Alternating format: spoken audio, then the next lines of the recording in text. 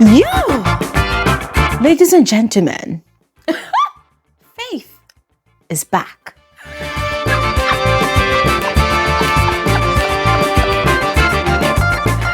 Ladies and gentlemen, I repeat, Faith is back.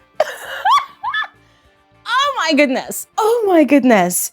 Faith finally spoke. Now, it's not like he hasn't opened his mouth to speak at all. This past 3 days, he has, right? Especially when he's supposed to announce the name of his team for a sponsor task. Of course, he has opened his mouth to name the name of his team. But I'm talking about an actual conversation, an actual talking with a fellow housemate. And you wouldn't believe his first words, what they are. Typical of the legend. His first words, like a baby that just started talking, was, "I hate you."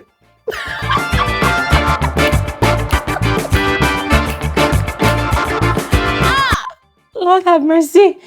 This guy is a character. He's a character for real.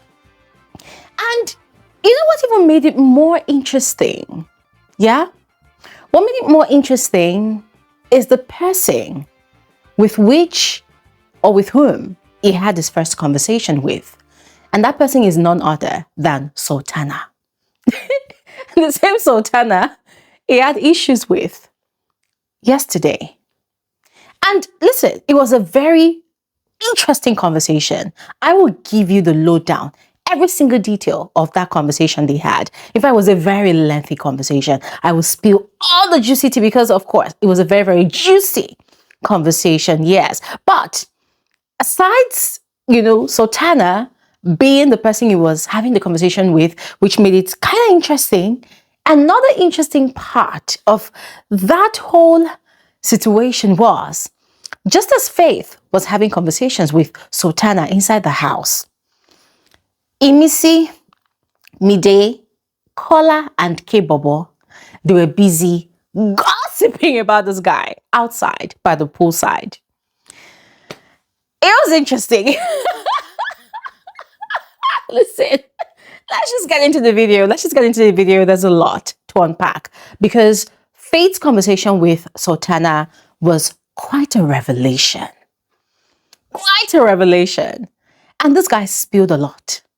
He did. And we know that Faith is very much unfiltered.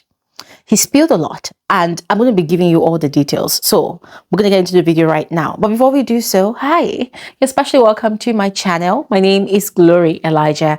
This is Frankly Speaking with Glory Elijah, and I am the girl with the tea. Guys, as you watch this video, please do not forget to like the video. I beg you, please give the video a thumbs up. Just like the video. And of course, I would love to hear your thoughts in the comment section. All right. Now, all of that said, let's just dive right into the details of the video. Now, this video would not be complete if we do not touch on the Saturday night party for a bit, all right? Now, speaking of the party was a blast.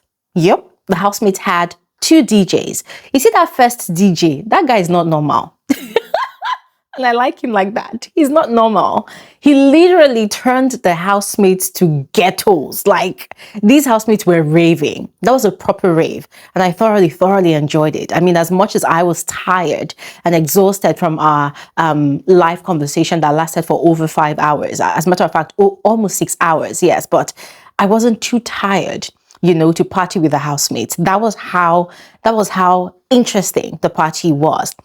And whilst the party was going on, there were certain sights and scenes to behold. And the first one was Faith dancing his life away. Like, this guy was having so much fun. We know that Faith is not a great dancer, but he was having the time of his life. He was dancing, and then he was dancing with Rude Boy and Mensen. Mensen, of course, was literally all over him. And I'm like, yeah, traitor. But anyways, he was having the time of his life. Now, whilst that was happening, there was also Kola avoiding Dede like a plague. That was a first. I mean, ladies and gentlemen, it was quite shocking. I was wondering, like, wait, hold on a second. What's going on? What's going on here? Well, else noticed? Kola was avoiding Dede like a plague. Kola was dancing with Imisi on the other end, and then he would dance with Mide, and then he would dance with Sultana. But then with Dede, he wasn't dancing with Dede. Now, wow. And you know, even after the party, I think half the house was kind of tipsy because a lot of people had actually gone to bed.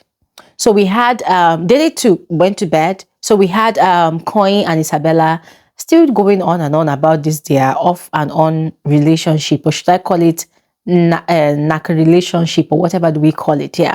And then there was Imisi, Mide, Kola, and K-Bobo, who were going on and on, you know, just talking about things. Imisi reporting whether it's Sultana or whoever to them, and blah blah blah. We're having their conversations, and then Faith was having his meal, his dinner, and that was where Sultana went to him to go and start bugging him for cigarettes.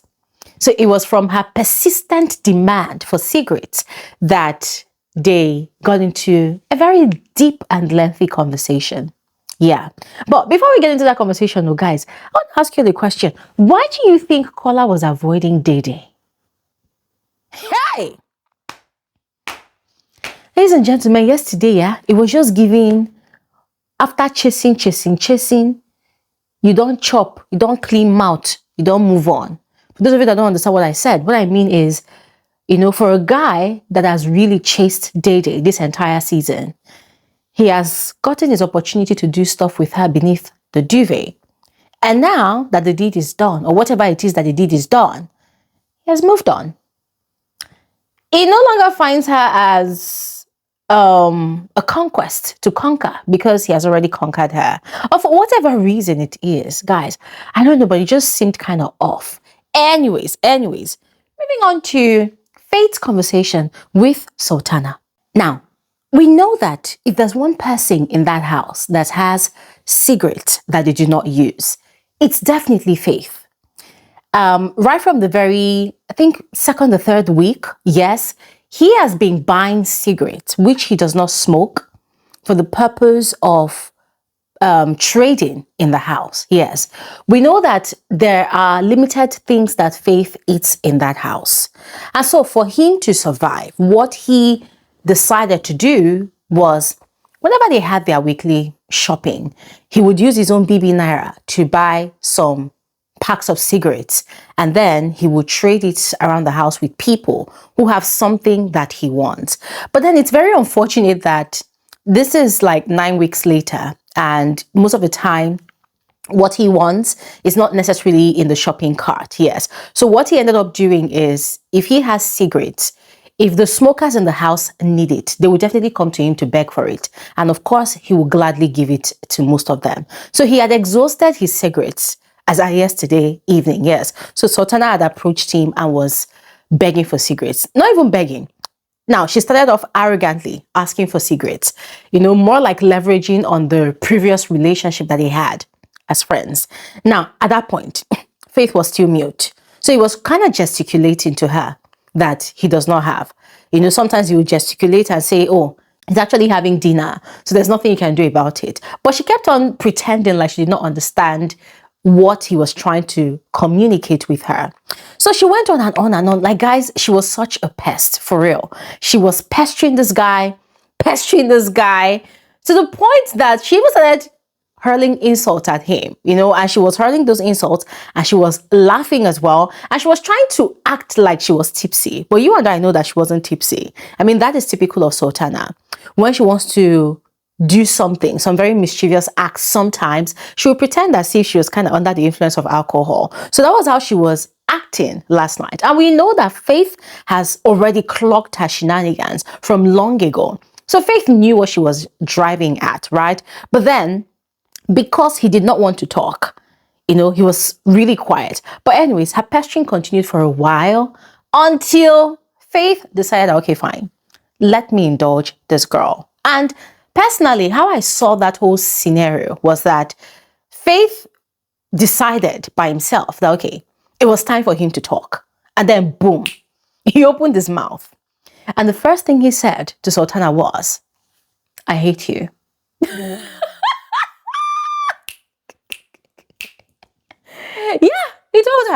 I hate you.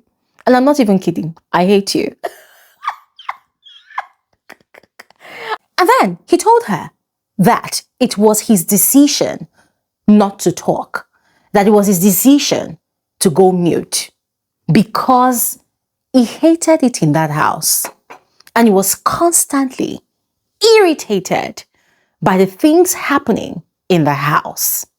And you see, guys, the moment Faith spilled that information, I was relieved because you all that have been following me on Twitter, you know that is one question I've been asking. Who told Faith to go mute? Did Big Brother give him a secret mission, or is it self-imposed? What exactly is going on?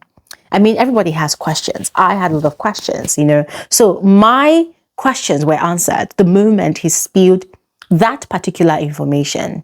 But then he did not stop there. He continued. So he went on to tell her she really hurt him by what she did to him earlier in the day. That's Saturday morning. Guys, I did a video spilling all the details about that whole situation. And guys, I remember on that video, I explained to you all that when Sultana was assigning locations or areas in the house for people to go do their morning chores, Faith had actually gesticulated and pointed at the area that he wanted. But Sultana deliberately ignored him, insisting that he must open his mouth and respond to her because she's the head of house. She cannot be disrespected. Faith had clearly pointed out that, okay, this is where I want to clean, but she ignored him. So that was what he was telling her, that what you did was deliberate. You were very deliberate about what you did, and you really hurt my feelings. And that's what I was denying it. She was like, oh, that is not true, that she did not understand what he was saying at first. And then she swore on her father's grave. And guys, I'm sorry to say, but every time Sultana swears on anything that she holds there, I do not believe her. Because Sultana is a pathological liar. Like, she enjoys lying. Lying is her hobby. She enjoys it. So even when she lies and calls the name of anything that she believes in, you will still find out that she's still lying. Yup. There is no iota of truth in that girl's mouth sometimes. Yeah. So when she claimed that she did not understand what he was talking about, I'm like, is it not what I watched live on TV? This guy literally pointed out where he wanted to clean. Because that was what she said. She would call people's name and say, oh, you where you want to clean? People would mention where they want to clean. Faith pointed out where he wanted. But she, out of pettiness, she insisted that he must open his mouth and talk. So Faith told her that he was really hurt by what she did. And then she kept on explaining that, no, I didn't know what we were talking about at first. It was later I now thought about one conversation we had, You know, it was just, she was just trying to defend herself, that she wasn't really aware of where Faith was pointing at. And then she then lied that Faith gave her the middle finger when she lied that Faith gave her the middle finger, afterwards. And Faith said, no, that's a lie. You imposed the toilet and bathroom chore on me first before I gave you the middle finger. That was exactly what happened. And then she's like, she's always trying to act like, oh, she has selective amnesia, like she can't really remember the details of certain things that happened. Even though something happened like just 1 minute ago, so now would act like she cannot remember the details of that event. And Faith was really disappointed in her. And he told her that this is the reason why he really decided to go mute.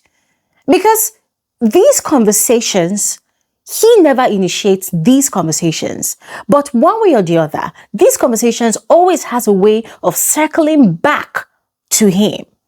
And then it makes it look like he is always the one at fault, or he is always the one that initiates these conversations. And so he decided that, okay, why waste his voice on people who do not even deserve, his time and energy? So he decided, okay, fine, let me just stay mute and let everybody do whatever they want to do. I know, so he and Sultana, they went on a little back and forth, and then she went and hugged him from behind and was telling him, I missed you, I missed you, I missed you. And I was like, no, I did not miss you. She said, oh, I missed you, I missed you. I'm glad we are talking. And I was looking at Sultana, I'm like, nah, Sultana, you're not a good friend to this guy. Right from day one of this season, Sultana has been showing Faith shaggy. Shege upon shege, shege pro max. Beginning from that old bed situation, guys, I will never forget that situation. I'll never forget the way Sultana treated this guy like trash. Without remorse. Without remorse. But we're not going to go into that now. We're not going to go into that. There were other things that Faith pointed out. Now, she had gone ahead to ask him why he went mute. And he had explained that it's something that is more like a coping mechanism for him. That when something upsets him so much, like it almost goes beyond his control or something he cannot really manage, what he does is it goes into selective muteness. Let me see if that was what he said. Yes, he goes selectively mute. Yes. And for him to do that, it's for him to more like expend that negative energy. And then was citing an example. I think Sultana was asking him that, oh, what if you are in a relationship with someone? How do you deal with it? Are you going to go mute when the person really upsets you? He said, oh, yes, that is something he has actually done before. One time he was dating someone. Okay, he actually mentioned that there's only one person he has ever really dated in his life. He has only ever had one girlfriend, and he was really loved and he had loved in return. And that's the reason why he doesn't really look for love, because he had actually experienced love. And after the house, he's definitely going to go back to initiate conversations with that person. I said, hallelujah, because we don't want you going back to go talk to Joanna. We do not want that. Yeah. But he had mentioned that is one of his coping mechanisms. Yeah. That even though the person cries and cries and cries, for him, he just has to be mute, because the situation could be very, very aggravating. He had also gone ahead to talk about Zita's behavior towards him. For him, it was quite confusing and disappointing that all of a sudden, Zita had joined forces with K-Bobo to be antagonizing him and goading him, and just saying crazy, nasty stuffs about him and at him. Now, guys, don't forget, as at yesterday during the Tiger sponsored task, they were actually in the same team. Zita, K-Bobo, and Faith.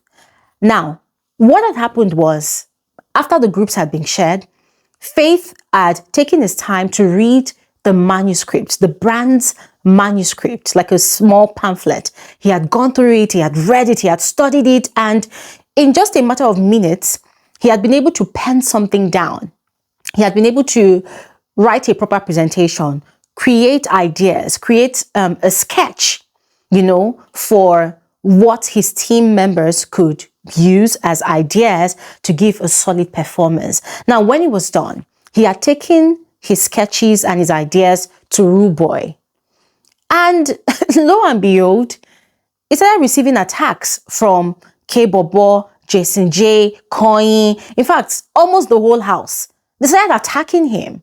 And it was so weird, because Rubo was actually paying attention to him, was receiving Faith's suggestions. And then it now got to the point where Faith now picked up materials and was trying to show Ruboy how they could design their aprons and make the whole thing come out well for the task. Imisi was there, and before we know it, Imisi and Red started asking, what is he doing? What is he doing? And everybody was like, oh, he's trying to show me a sketch, that would work for the presentation. And then before we knew it, everybody started shouting, K-Bobo, all of them. No, let him get out of there. Let him get out of there. We don't need his assistance. We don't need his ideas. Let him get out. We can do it by ourselves. Let him get out. And Faith, decided to, for peace to reign, let him get out. So he left and went back to the dining where he was sat. And all of them were just going on and on and on and talking about, he's so proud, he's so arrogant. If he doesn't want to participate, let him get out. All of them. Now that happened, and Faith had gone back to the dining and he had sat down, he had taken his time to create this presentation, and lo and behold, when they got to the arena, his team won because his presentation really aced it all. Yes. So back to the conversation with Sultana, he was explaining to Sultana that he was really disappointed because he and Zita never had any issues prior to yesterday. And Sultana was saying that, oh, Zita said that they quarreled. And Faith was shocked. He said, quarreled how? That it was actually last week Sunday that she came to him with some sort of complaints about him. And he said, you know what, let's end this friendship right now.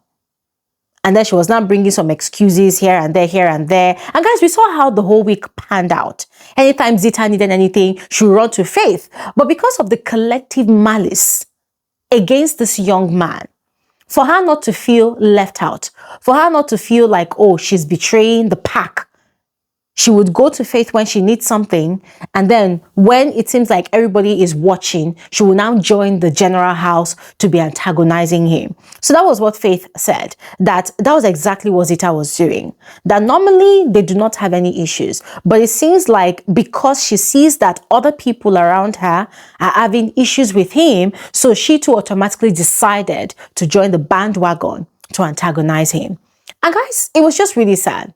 Really sad. Now, he had gone ahead to explain. Okay, there was something else he also explained. He said when he had gone to them with his sketch, that Zita just took the paper and threw it away. Like she didn't even look at the sketch. That yes, she won the design, but they could have had a better design because what he brought was something that was holistic enough to capture the entire essence of the brand and their products, right? So for him, he just did not understand her reason for just suddenly antagonizing him, just out of nowhere. He had gone ahead to explain his actions about tearing the script for the wager. And guys, just like I told you all over 1,000,000 times over, Faith has said that it was his own paper that he tore. He did not tear the general house's wager script. No. And guys, please, if you have the clip, go and rewatch it. That day, that Thursday, he had actually handed over, Menson's script back to Menson's sketch. Whatever belonged to other people, he had handed it over to Menson. Now, the paper he tore belonged to him. Those papers carried his own ideas, and that is a fact. And that was what he was telling Sultana, that for him, he cannot be putting in all of this hard work week after week after week, and then these people are actually calling him names and crucifying him for it, and also belittling his contribution. That for him, it's not going to work. So they should go ahead and do whatever they wanted to do. So that was the reason he had torn the paper. As a matter of fact, guys, if you've been following my analysis across all social media platforms, everything Faith was telling Sultana is everything that I have already explained to all of you. Yes, no difference in what he was saying. Now, guys, this part really cracked me up. So he had gone ahead to explain that even the wager presentation, as much as Big Brother gave the house the win, that was just Big Brother cuddling them. That was just Big Brother cuddling the whole situation, because what they had discussed was way beyond what was presented. That even Big Brother knew that fashion presentation, right, that it was a flop. Compared to what they had discussed that they were going to present, that it was a huge flop, that people that just had to cuddle the situation and give it to them. That even the painting, the sketch and everything that was presented, it was kind of like the lower version of what they had actually discussed and what they had agreed to do. He also talked about the neck piece. I can't remember the name that Dede gave it now, but the neck piece that they had brought out from the box. According to him, there was one name he used though, two words actually. He said it was supposed to be something. Guys, I have forgotten. Yeah.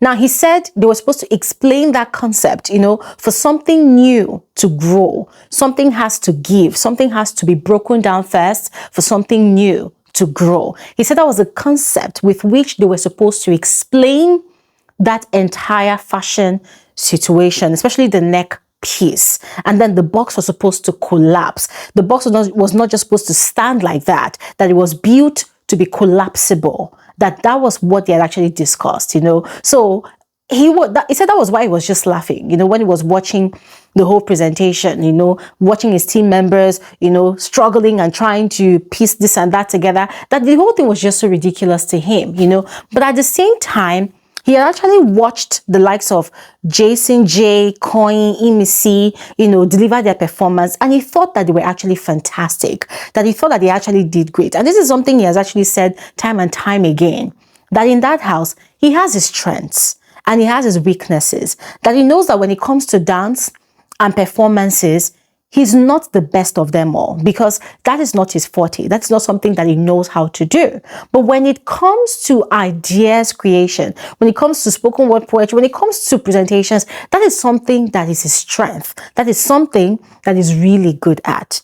So ladies and gentlemen, the conversation went on and on and on, and it was quite refreshing that, he had the conversation with Sultana. And I must admit, guys, at the initial stage of the conversation, I was just very pissed and kind of irritated, because Sultana has this bad habit of continuously interrupting someone in a conversation. Yes, and Jason J in particular has complained about this so many times, that why is it that you never let me talk?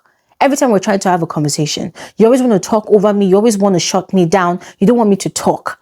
So that was the exact thing she was doing to Faith yesterday. So when they started the conversation, she was just doing it continuously. And there's this annoying thing that she also does. She would interject, and then she would stop you and say, hold on a second, wait a minute. And then you wait, and then she will now be quiet and say, like, it was so annoying. And I thought I was the only one that was actually getting exhausted with the conversation. But apparently, a lot of people online that were watching the conversation at the time, they were getting so pissed because she was not allowing him talk. The guy was she was asking him questions. He was trying to respond to those questions, trying to explain himself, but she wasn't giving him the floor to explain himself. And it was so annoying. So because the cameras kept on going, outside the garden and then going back to their conversation, later on, we now saw that, okay, there was a sort of balance. Yes, she had finally allowed him to explain, although she was still interrupting him, but he was still able, to explain himself to the fullest. And the conversations continued, and he had told her that he was quite relieved that they had that conversation, that it was quite, odd that the same animal, now he said it in a joking manner, right? So he said that it was quite odd that the same animal that ruined his day earlier yesterday is the same animal that has just given him so much relief, giving him that opportunity to really speak his mind. And I thought that was a good thing. And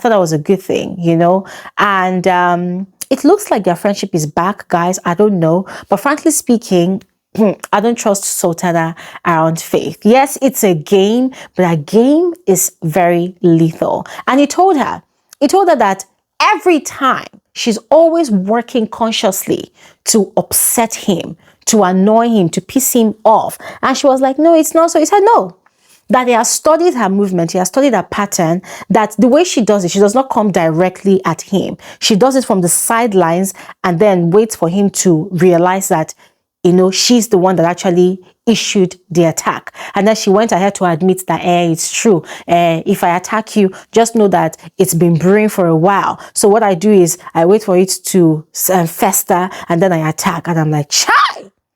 These housemates, nah, they're all very sick. Now, whilst their conversation was happening on the inside, on the outside, as I mentioned earlier, Imisi, Mide, Kola, and Kebobo, they were shredding Faith to pieces.